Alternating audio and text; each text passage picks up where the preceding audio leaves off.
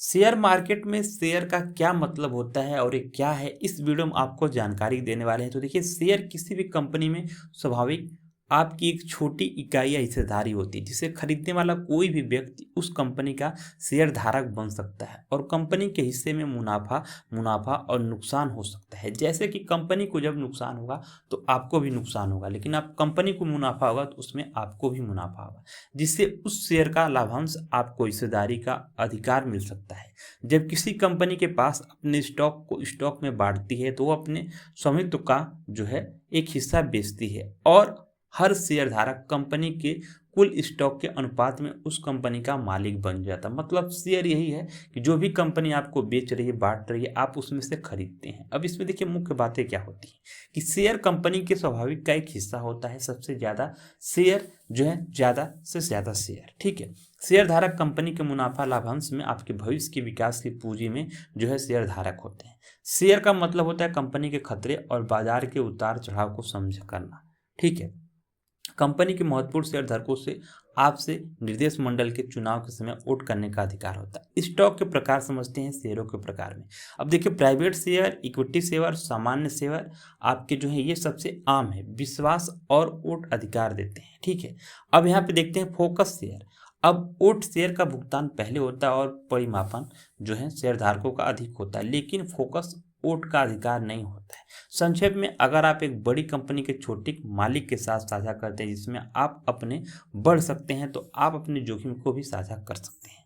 और कहीं ना कहीं यहाँ पे देखिए, जो भी चीज़ें होती हैं वो आप अपने कहीं ना कहीं विशेषज्ञ से जानकारी जरूर लें, क्योंकि देखिए अभी तक आपका जो भी शेयर है वो आपको, जो भी चीज़ें हैं वो आपको जानना जरूरी है। एक शेयर का मतलब देखिए आपको क्या होता है।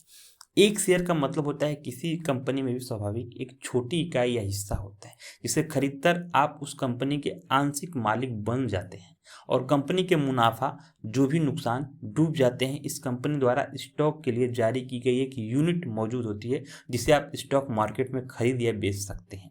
अब इससे समझते हैं कि मालिक का टुकड़ा, अगर किसी कंपनी के 100 शेयर हैं और उसके पास जो है एक शेयर है, तो आप उस कंपनी के 1% के मालिक हैं। यदि आपके भी पास सभी जो हैं 100 शेयर हैं, तो एजेंसी जब कोई कंपनी शेयर जारी करती है तो कंपनी से पैसा पूंजी आपकी लेती है, जिससे उपयोग कंपनी के विस्तार या अन्य समूह के लिए किया जाता है। अधिकार शेयर करे से देखिए आपकी कंपनी का मुनाफा, कुछ मामलों में वोट का भी अधिकार मिलता है। खरीद बिक्री, अब देखिए आप स्टॉक को जो एक्सचेंज जैसे एनआई बीएसए के माध्यम से खरीद या बेच सकते हैं, जिसमें आपको लगभग नुकसान, लाभ या नुकसान हो सकता है, ठीक है। ये चीज़ आपको ध्यान बेहद ही देना जरूरी है। एक छोटी सी हिस्सेदारी आपका विभाजन का हिस्सा होता है कंपनी में आपको, ठीक है।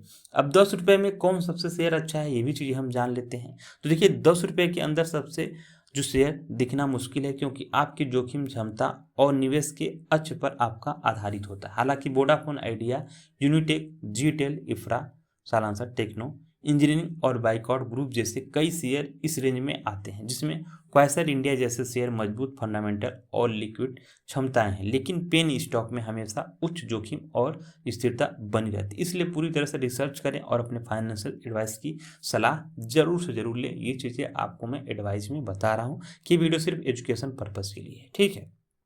अब यहाँ पे देखिए 10 से कम के लिए कुछ लोकप्रिय स्टॉक हैं, जैसे Vodafone idea limited telecom sector में है, रियल इस्टेट में यूनाइटेड लिमिटेड, ठीक है, जीएमटी, इफ्रा, आरटी एक्सेट्रा, ठीक है।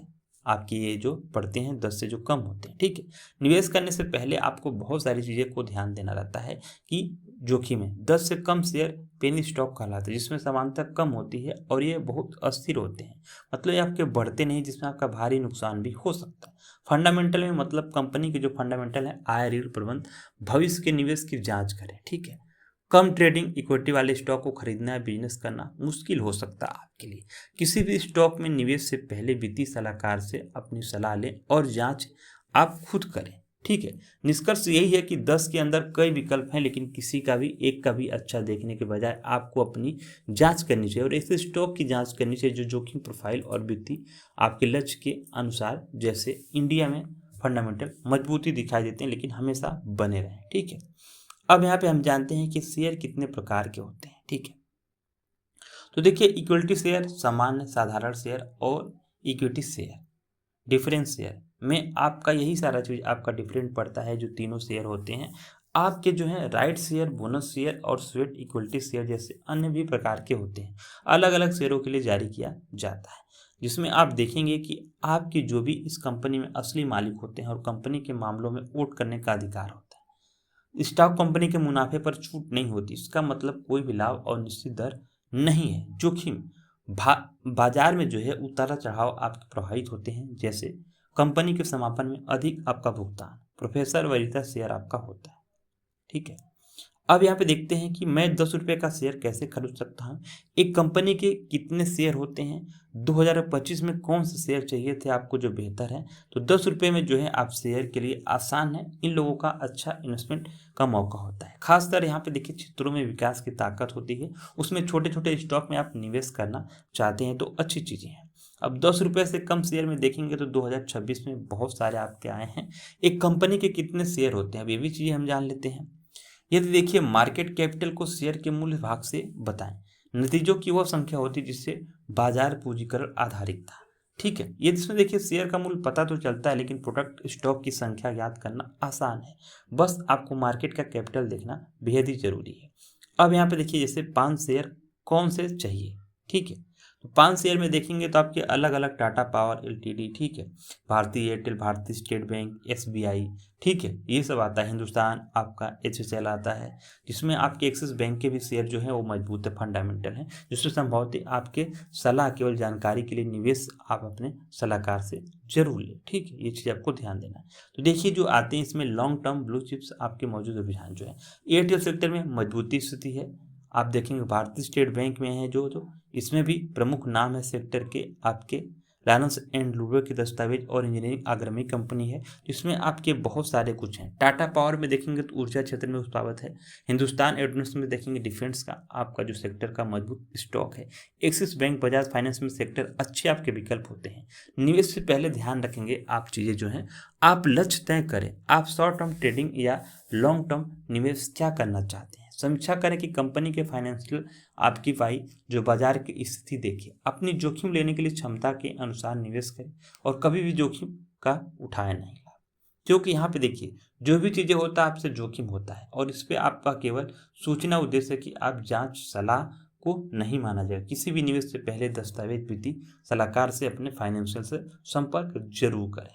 ठीक है, अब पहली शेयर कैसे करें और स्टॉक में 3-5-7 का नियम क्या है, शेयर बाजार में एक दिन में कितने पैसे हो सकते हैं, ये भी आपको सारी जानकारी मैं आपको अगले वीडियो में बताएंगे कि शेयर बाजार का 90% मालिक कौन होता है।